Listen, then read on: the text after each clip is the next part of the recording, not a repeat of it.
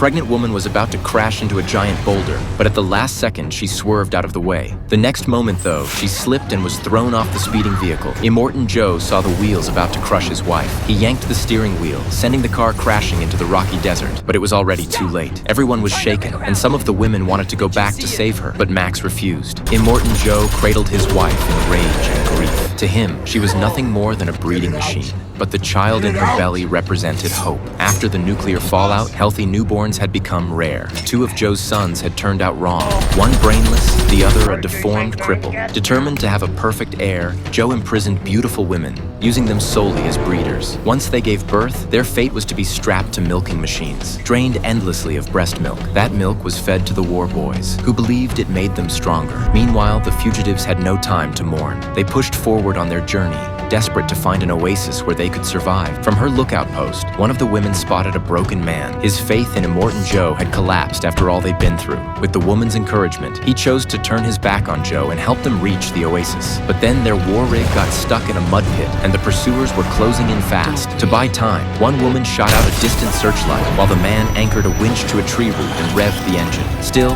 the enemy's firepower was overwhelming. Max grabbed a gas can and went alone into the enemy camp. Minutes later, flames lit up the horizon, and Max returned with fresh supplies. He washed his face with breast milk, then carried on with a desperate escape. Before long, they crossed into a haunted marshland where strange figures on stilts loomed in the mist.